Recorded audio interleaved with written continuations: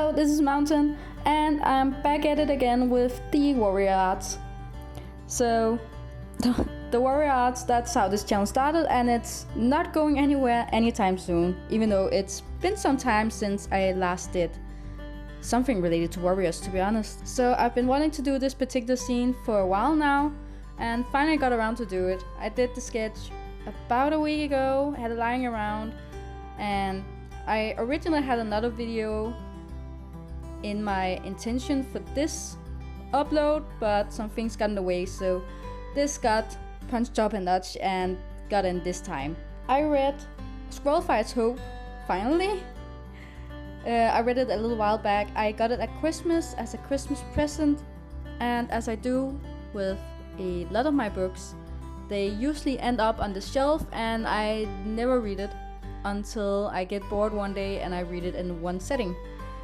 And it didn't happen precisely like this time, but I did, to be honest, just put it on my shelf with a lot of the other books I have not read yet, thinking I'll get to it at some point. I did get to it eventually, and I read it over, I think, 3 or 4 weeks, maybe like a month, I think, something like that. Finally got to read it, and I really want to do this scene from the book. I thought it was I really liked the idea of it, and I'm going to speak a little about what I liked about this book and some interesting things that got said, so you're warned about this from this point on. There will be spoilers for Squirrel Fights Hope and anything that happens after Squirrel Fights Hope. You have been warned, and you may proceed if you want.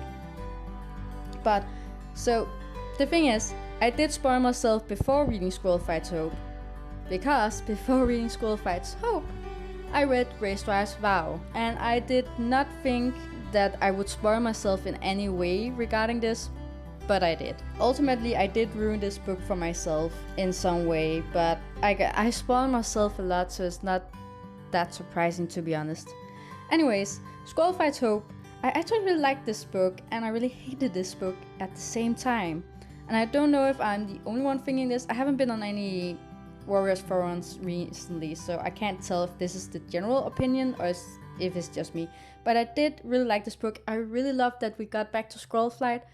I really liked her perspective on things, like both her and Leafpool in The New Prophecy. Even though we didn't get to see that much of Squirrel Fight's perspective, I really loved Leafpool's perspective of things. And that was the first time we got a perspective from a medicine cat in general. I'm pretty sure it's been a really long time since I last read The New Prophecy. I really liked Squirrel Fights Hope. I liked that we got to read something about her. I really liked how they introduced the sisters and how they got into the play. I definitely did not like Brambleclaw, or Bramblestar, in any ways whatsoever. Could he be more out of character from himself? Bramblestar was a pretty good character for the first books of The New Prophecies. Then he got into some trouble and got kind of annoying, and from then on he's just gone on this big downhill roll. And honestly, in Squirrel Fights Hope, I don't think he could get any worse, but I have not read The Broken Code yet, but since I read Greystripe's Vow, I'm pretty sure he's just gotten worse from then on. The whole argument with having kids, not having kids, and then just getting over to him not trusting her at all, definitely she did something wrong, but I don't see the big picture of, like, if you have a mate, you should definitely listen to her, or at least respect her opinion and not just set it aside. So definitely a big flaw of this book is just Bramblestar being in this in general. The book would have been so much better if he was just out of the picture. But of course there wouldn't be a dilemma if he wasn't in it. And the whole thing with, was it Sunshine? I think it was Sunshine. The whole thing with nearly killing Sunshine just to prove a point. They have done this a lot lately. They also did this in Greystripe's Vow with one of the Blood Clan leaders. I don't remember the name, but he was also nearly letting her just bleed out and die just to prove a point.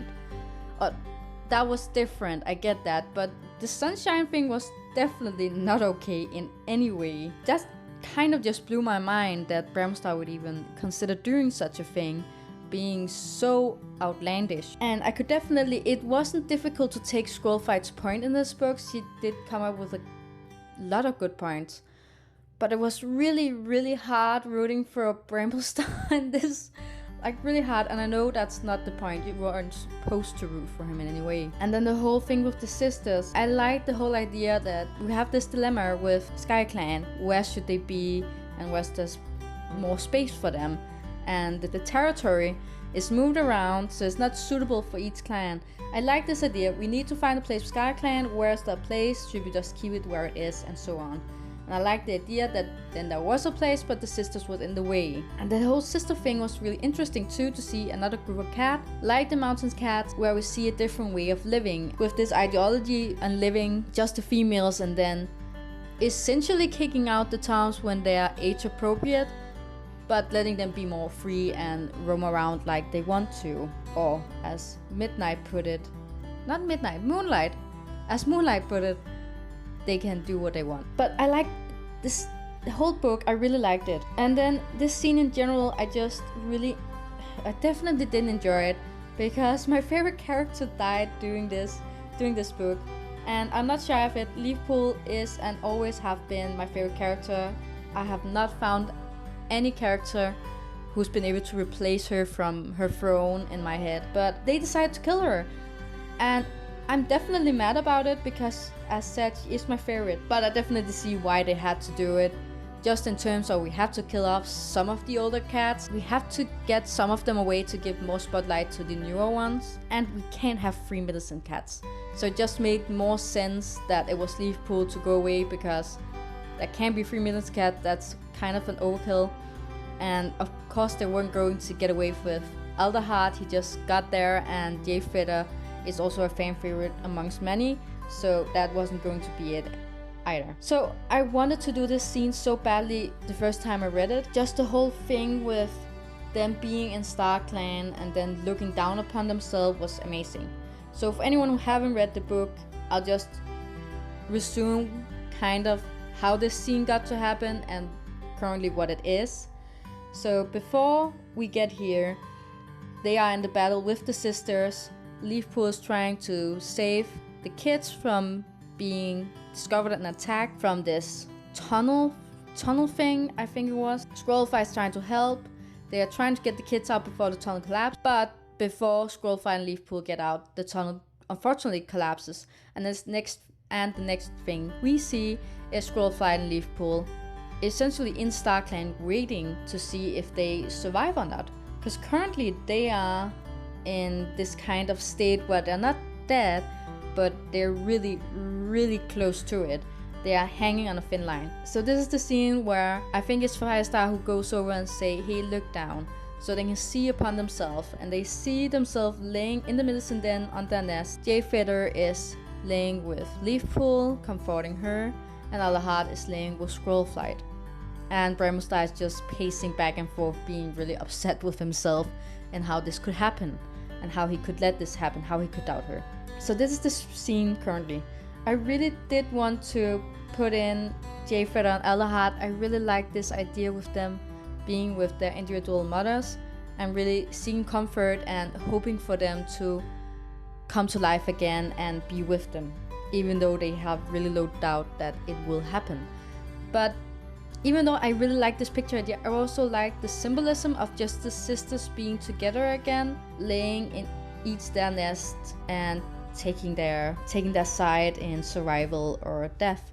So essentially, as we know, Scrollflight do survive. She does every little thing she can to survive, where Leafpool finds peace in actually just joining Starclan, maybe earlier than she had hoped for, but finding comfort in it. So that scene I really wanted to do. I found a lot of peace in it, but also I wanted to show the frustration in Scrollflight. That's why I gave her a more pinned expression, whereas Leafpool was supposed to look more peaceful where she was, but still she's in a lot of pain. She's not completely dead yet, so obviously I want to show that. And that's also a thing I didn't like about this book, the whole consultation with Starclan, where they essentially have to make a bargain to get into Starclan, which didn't make any sense. Obviously they did some things wrong, but considering that Yellowfang also did some things wrong, Bluestar did some things wrong, and we hadn't heard anything about them being judged or anything like it. It doesn't make sense to me. I really didn't enjoy that, because it didn't make any sense for me, and it really maddened me that they would even consider not letting either Scrollfight or Leafpool into Starclan, considering all the things they have done that should have outweighed what they did wrong. Anyways, that's all I have to say about this. I could go on about the things about the book. I could make a whole analysis if I wanted to, but that's not what this is about. I really like the scene, I wanted to do the scene, and I actually got around to draw it faster than I had hoped to do. I'm really proud of myself for doing this. I honestly could not believe I did this drawing when I watched the footage back, but I have. There's definitely a lot of things I could have done better, but I definitely also see some progress, and that's what this is all about. And yeah, that's all I have to say. I hope you like this picture. I hope you like Scrollfight's Hope. If you haven't read it, I definitely would recommend reading it and telling me what you thought about it. Is this a general idea? I definitely did not like the staff client thing. I definitely did not like Bramblestar in this book, and I think a lot of people hopefully didn't like Bramblestar in this book. But you know, you could always hope for a Scrollstar sometime. Anytime soon would be great. But that's all I have for this time. I will see you next Thursday.